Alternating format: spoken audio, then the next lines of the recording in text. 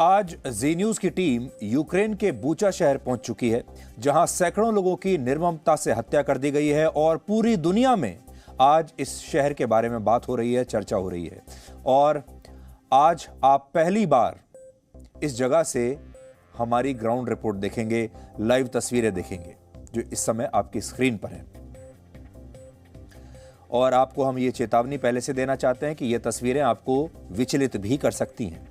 Ukraine का Bucha शहर राजधानी कीव से सिर्फ 25 किलोमीटर दूर उत्तर पश्चिम में स्थित है।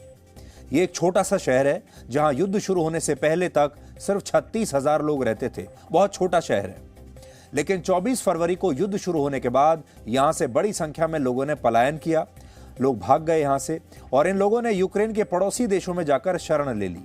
हालांकि इस दौरान लगभग 2000 लोग ऐसे थे जो इस शहर से बाहर नहीं निकल पाए, और यूक्रेन का आरोप है कि रशिया की सेना ने बाद में इन्हीं लोगों की बेरहमी से हत्या कर दी।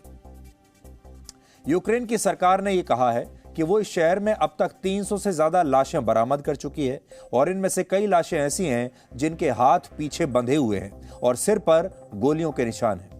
और इन लाशों को देखकर ऐसा लगता है कि इन लोगों को युद्ध के समय पहले बंदी बनाया गया होगा और बाद में इनकी हत्या की गई। इसके अलावा जो लाशें सार्वजनिक स्थानों और सड़कों पर मिली हैं, उनके पास शॉपिंग बैग्स और रोजमर्रा की जरूरत का सामान उनके आसपास बिखरा हुआ है, जिससे ऐसा लगता है कि ये लोग जब सामान खरीदने के लिए अपने घरों से बाहर निकले होंगे, उसी समय इनकी हत्या की गई होगी। इसके अलावा सैटेलाइट से ली गई कुछ तस्वीरें भी मिली हैं जिनमें मास ग्रेव्स दिख रही हैं। यूक्रेन का आरोप है कि इन सामूहिक कब्रों में 50 से ज्यादा लोगों की लाशें दफन हैं। और आज जब हमारी संवाददाता शिवांगी ठाकुर इस शहर में पहुंची तो यहां हमने जो कुछ भी देखा वो बहुत ही डरा देने वाला था। इस शहर में अब भी सड़कों पर सैकड़ों लाशें पड़ी हुई हैं और शहर के कुछ हिस्सों में कब्रें खुदी हुई हैं, जिनमें एक साथ कई लोगों के शवों को फेंका गया है। यूक्रेन के युद्ध पर यह अब तक की पहली ऐसी ग्राउंड रिपोर्ट है जो इस शहर में हुए नरसंहार की पूरी कहानी आपको बताएगी।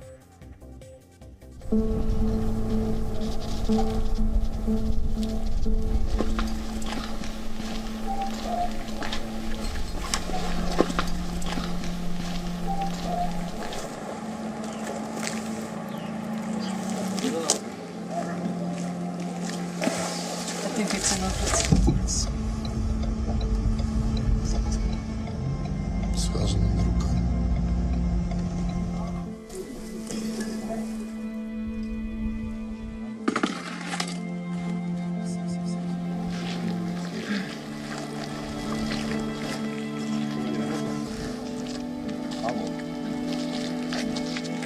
जंग दो देशों के बीच जारी है, लेकिन इसका खामियाजा आम लोग भुगत रहे हैं। इस वक्त हमारी मौजूदगी यूक्रेन के बूचा में है, और बूचा में जो नरसंहार हुआ है उसकी तस्वीरें विचलित करती हैं। एक तस्वीर इस वक्त हम आपको दिखाने की कोशिश करेंगे। बूचा शहर के बीचों बीच आप जहां भी चले जाइए, इसी तरह से डेड बॉडीज पड़ी हैं। हर सड़क, हर गली, हर चौराहे पर आपको आम लोगों की डेड बॉडीज जगह जगह पर ऐसे ही देखने को मिलेंगी। रूसी सैनिकों द्वारा जो बर्बरता की गई है, जो दावा यूक्रेन लगातार कर रहा है, ये तस्वीरें उन सभी बातों का सबूत है, गवाह है। हम आपको ये तस्वीरें जब दिखा रहे हैं, बयान नहीं कर सकते कि इस वक्त यहाँ कैसा महसूस हो रहा है।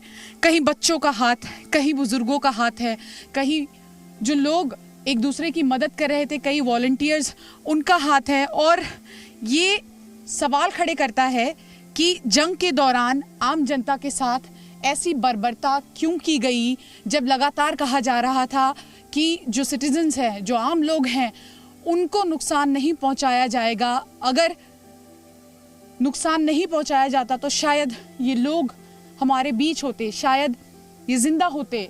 जो तस्वीरें सामने आ रही है, या स्थानीय लोगों से जब हम बात करते हैं, वो बताते हैं कि किस तरह से रूसी सेना ने लोगों को बंधक बनाया, उनके अंग काटे। दावा ये भी किया जा रहा है, लगातार लोग कह रहे हैं कि महिलाओं के साथ दुष्कर्म किया गया, लोगों के हाथ बांधे गए और फिर उन्हें गोली मार दी गई। और बर्बरता यहीं नहीं रुकी, गोली मारने के बाद इन तमाम शवों में जगह जगह पर माइंस लगाकर रूसी सैनिक वापस गए, ताकि जब सैनिटाइजेशन हो, जब इन डेड बॉडीज को हटाया जाए, उस वक्त भी धमाके हो और उस वक्त भी ज़्यादा से ज़्यादा नुकसान हो। सवाल यही, यूक्रेन ये दावा कर रहा है कि ये सब कुछ रूसी सेना ने किया है। रूस ये कहता है ये हमने नहीं किया है, लेकिन गवाह, सबूत और ये सब कुछ यहाँ नजर आ रहा है। ये अपने आप में एक बड़ा सवाल खड़ा करता है कि आखिर ऐसा क्यों हुआ।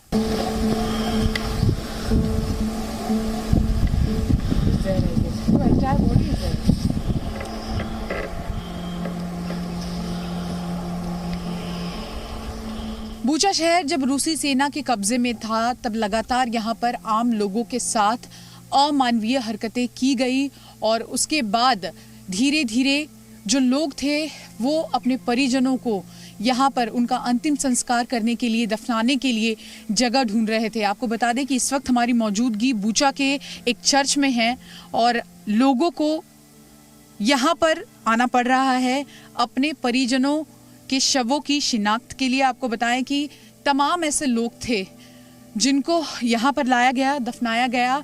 आंकड़ों की अगर हम बात करें तो अब तक 320 शव यहाँ पर लाए गए हैं, जिनमें से कई ऐसे शव हैं जिनकी शिनाख्त हुई है और जिनका नाम इस तरह से लिखा गया है ताकि उनके जो रिश्तेदार हैं वो आए और जानकारी ले पाए। लेकिन ऐसे कई शव हैं जिनकी शिनाख्त नहीं हो पाई है।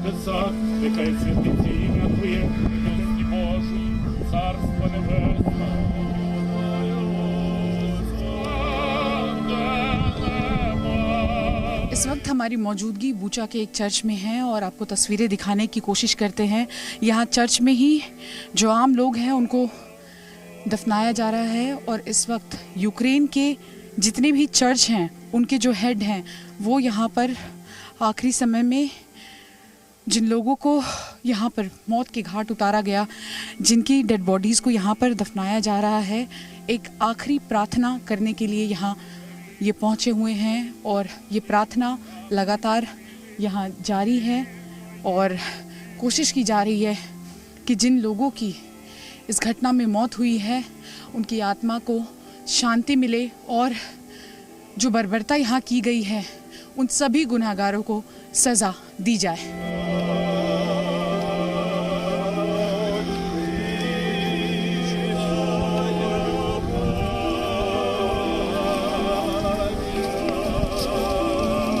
Я з хати не вилазив. Не вилазив. Я чув, що, я думаю, бахали, ну тут здесь, он у мене сосед, так сосед. Ну, хлопець молодой, вийшов на перекресток. И все. Это, честно говоря, я такого первый раз такое вижу. Честно, я же и в армии служил, я ну, таке, щоб такого, это я ще такого не бачу, щоб це, ну я только не могу понять, зачем им мирные граждане, вот это вот, зачем, я не могу понять. Убивають просто, зачем? О, ну там війна, ну, звісно. Ну, я на даний момент я не можу, ну, поки що ці емоції виразити, може ще не акліматизуватись треба, ну, до мирного життя, щоб порівняти, що, ну, як воно сталося. То ще не маю таких от, не знаю, пояснити як, не можу. Батько приходив його, питав, де він? Він пішов до мами занести поїсти і все, і пропав пацан, блядь. За що, блядь? За що, сука, його взяли так? Він пішов винести просто мусор і його розстріляли. Я через 7 днів його знайшла. І случайно, отам у підвалі на центральній, там просто в сараї знайшла. А сьогодні знайшла його друга, оце. І то мені Леся сказала, що там Ігор лежить. Что вам еще рассказать? यूक्रेन की सेना जब अपने इलाकों को रूसी सेना से छुड़ा रही थी उस वक्त क्या मंजर था, क्या तस्वीरें थी, कैसे भिड़ंत हुई, उसकी एक अलग तस्वीर हम आपको यहाँ दिखाने की कोशिश करते हैं। देखिए बूचा इरपिन का ये इलाका है। इरपिन से जब आप पास होंगे, बूचा की तरफ जाएंगे, एक सड़क ऐसी आती है जहाँ पर टैंक ही टैंक है और ये तमाम टैंक रूसी टैंक है। रूस की सेना ने इस पूरे इलाके पर कब्जा जमाया हुआ था। यूक्रेन की सेना के साथ भिड़ंत हुई। जहां तक आपकी नजरें जाएगी, कैमरा पैन करके हम आपको दिखाते हैं, वहां तक यही हालात हैं और कई टैंक्स इस पूरी सड़क पर ऐसे ही आगे तक मौजूद हैं जिसको यूक्रेन की सेना ने नष्ट किया था जब भिड़ंत हुई थी दोनों ही सेनाओं के बीच। आगे की तरफ भी जितने टैंक्स आपको नजर आ रहे हैं ये भी रूसी सेना के टैंक्स हैं। और यहाँ देखिए आप, ये फूड पैकेट्स इन टैंक्स में थे। इसमें आप देख सकते हैं कि फ्रूट्स, कॉफ़ी, खाने पीने की चीज़ें जो कि रूस की सेना अपने साथ स्टॉक लेकर आई थी ताकि जंग लड़ते वक्त इन सभी चीज़ों की ज़रूरत उन्हें पड़ेगी। और इसीलिए जब ये पूरा डिस्ट्रॉय हुआ और ये जो मलबा बचा हुआ है इसको यूक्रेन की सेना अब धीरे धीरे इकट्ठा कर रही है, क्योंकि जो बर्बरता जैसा कि यूक्रेन कह रहा है रूस की ओर से किया गया है उसके सबूत कहीं ना कहीं ये है जिसे अब धीरे धीरे यूक्रेन पूरे विश्व के सामने रख रहा है। रूसी सेना द्वारा बूचा में की गई बर्बरता की तस्वीरें हर जगह है, लेकिन एक तस्वीर हम आपको दिखाते हैं। ये रूसी टैंक है जिसे यूक्रेन की सेना ने डिस्ट्रॉय किया है और तस्वीरें विचलित करती हैं। ये जो ब्लैक पार्ट आपको इस वक्त नज़र आ रहा है ये एक रशियन सेना के ऑफिसर की, सैनिक की ये बॉडी है और ये दावा कर रहे हैं यहाँ पर खड़े जो यूक्रेनी सैनिक हैं वो, उन्होंने ये जानकारी हमें दी। उन्होंने ये बताया कि टैंक डिस्ट्रॉय होने के बाद देखिए किस तरह से ये बॉडी यहाँ पर अभी भी मौजूद है और तमाम टैंक्स यहाँ पर ऐसे ही हैं। और उनका साफ तौर पर कहना है कि हमने मुंह तोड़ जवाब देने की कोशिश की रूसी सेना को, जहां तक हुआ हमने अपने इलाके को बचाने की कोशिश की। ये तस्वीरें विचलित करती हैं और जितनी भी तस्वीरें चाहे बूचा, इरपिन, तमाम इलाके हैं यूक्रेन के, आप चले जाइए, नष्टता की और साथ ही अमानवीय तस्वीरें ऐसे ही हर इलाके में इस वक्त इस युद्ध के मैदान में देखने को मिल रही हैं। तस्वीरें हम आपको दिखाने की कोशिश करेंगे। जी मीडिया इकलौता ऐसा चैनल है जो यहाँ पर पहुंचा है राष्ट्रपति ज़ेलेंस्की के दौरे के बाद और जगह जगह बूचा की हर सड़क, हर गली ऐसी ही दिखाई पड़ रही है। आप देखिए तमाम लोग हैं, यहाँ शव पड़े हुए थे जिसको अब इस पूरे इलाके को सैनिटाइज किया जा रहा है। ये आम लोग जो आम नागरिक बूचा में रह रहे थे, जो आम लोग हैं अभी भी अपने घर को छोड़कर नहीं गए हैं। तस्वीरों में दिखाएंगे, एक महिला आपको दूर चलती हुई नजर आ रही है। ये लोग यहाँ के स्थानीय लोग हैं और इनका कहना है कि हम अपना इलाका छोड़कर नहीं जाएंगे। जब ज़ेलेंस्की यहाँ पहुंचे थे ये लोग लगातार उनसे अपील कर रहे थे कि जो भी यहाँ पर घटना हुई, रूसी सैनिकों ने जो बर्बरता बरती है यहाँ पर, उसका बदला लिया जाना चाहिए। तस्वीरें आप देखिए किस तरह से ब्लॉक कर दिया गया था इस एरिया को। यूक्रेन की सेना को यहाँ घुसने की इजाज़त नहीं दी गई थी। कोशिश कर रही थी यूक्रेन की सेना लगातार, लेकिन काफ़ी समय तक ये पूरा इलाका रूसी सैनिकों के अंडर था और किसी के हाथ बांधे गए, किसी के अंग काट लिए गए, गोलियां दागी गई और अंत में रूसी सैनिक, जैसा कि यूक्रेन दावा कर रहा है, लोगों की डेड बॉडीज में, घरों में, गार्डन में, बच्चों के खिलौनों में माइंस लगाकर चले गए। कैमरा पर्सन शेखर के साथ शिवांगी ठाकुर, जी मीडिया। इस समय यूक्रेन के ज्यादातर प्रांतों और शहरों में युद्ध चल रहा है, लेकिन कहीं से भी अब तक ऐसी तस्वीरें सामने नहीं आई जैसी तस्वीरें इस बूचा शहर में देखी गई हैं। इसलिए आपके मन में भी ये सवाल जरूर होगा कि आखिर इसी शहर में इस तरह का नरसंहार क्यों हुआ। तो 24 फरवरी को जब यह युद्ध शुरू हुआ था तब पहला मिसाइल हमला इसी शहर पर हुआ था और आरोप है कि उस समय रशिया की सेना बूचा शहर में स्थित यूक्रेन के सैन्य हवाई अड्डे को नष्ट करना चाहती थी, जो कीव के पास मौजूद वहां का सबसे बड़ा एयरबेस है। हालांकि ऐसा कहा जा रहा है कि 24 फरवरी को हुए इस मिसाइल अटैक में ये एयरबेस पूरी तरह से नष्ट नहीं हुआ, जिसके बाद युद्ध के तीसरे दिन यानी 26 फरवरी को रशिया की सेना ने यहां फिर से एक और हवाई हमला किया और इस दौरान हेलीकॉप्टर्स के जरिए रशिया की स्पेशल फोर्सेस की कुछ यूनिट्स को यहां पर उतार दिया गया। यह बात उसी दिन की है जब यूक्रेन ने बूचा में रशिया का एक हेलीकॉप्टर क्रैश होने का दावा किया था और इस घटना का एक वीडियो भी मिला था जो इस समय आप अपनी स्क्रीन पर देख रहे हैं। यह रशिया का एक हेलीकॉप्टर है जो कि क्रैश हो गया था और यह उसी दिन की बात है। रशिया की इन स्पेशल फोर्सेस को यह लक्ष्य दिया गया कि वो बूचा में स्थित यूक्रेन के सैन्य ठिकानों को पूरी तरह से नष्ट करेंगे और यूक्रेन के सैनिकों को सरेंडर करवा देंगे, ताकि जब रशिया के बाकी सैनिक और उनके टैंक्स और दूसरे हथियारों के साथ जब वो यहां पहुंचे तो उन्हें विद्रोह का सामना न करना पड़े और वो यहां से कीव की तरफ बहुत आसानी से बढ़ सके। 26 फरवरी से 30 मार्च तक ये पूरा शहर रशिया की सेना के नियंत्रण में रहा। हालांकि इस दौरान रशिया की सेना अपने मकसद में पूरी तरह कामयाब नहीं हो पाई और यहां लगातार लड़ाई और सैन्य संघर्ष चलता रहा। यूक्रेन की सरकार का आरोप है कि रशिया के सैनिक अपने मकसद में कामयाब नहीं हो पा रहे थे, इसलिए उन्होंने अपनी बौखलाहट और गुस्से में वहां के स्थानीय नागरिकों को अपना निशाना बनाना शुरू कर दिया और इस नरसंहार में उन्होंने 300 लोगों की खुलेआम हत्या कर दी। इसके अलावा रशिया के सैनिकों पर यह भी आरोप है कि उन्होंने वहां की स्थानीय महिलाओं के साथ बलात्कार किया और फिर उनकी भी बाद में हत्या कर दी।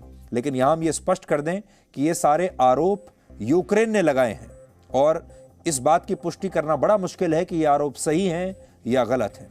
हालांकि यहां महत्वपूर्ण बात यह है कि इस शहर से ये सारी तस्वीरें फरवरी में नहीं आई और मार्च के शुरुआत में भी नहीं आई। ये तस्वीरें आनी तब शुरू हुई जब रशिया ने इस इलाके से अपनी सेना को वापस बुला लिया और ये शहर फिर से यूक्रेन के नियंत्रण में चला गया।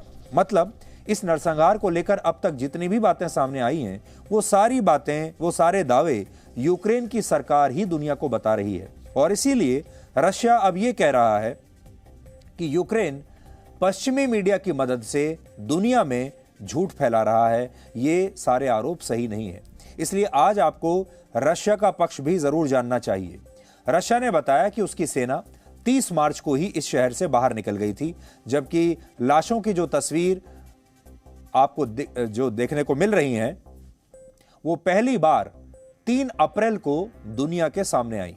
इसलिए रशिया का आरोप है कि यूक्रेन की सेना ने 30 मार्च से 3 अप्रैल के बीच इस शहर में अपनी सेना को इकट्ठा किया और फिर अपनी ही सेना से अपने ही नागरिकों की हत्या करवा दी और फिर उनकी तस्वीरें खींची, उनके वीडियो बनाए ताकि दुनिया में यूक्रेन के प्रति सहानुभूति पैदा हो और रशिया के खिलाफ नफरत की भावना और भड़क जाए।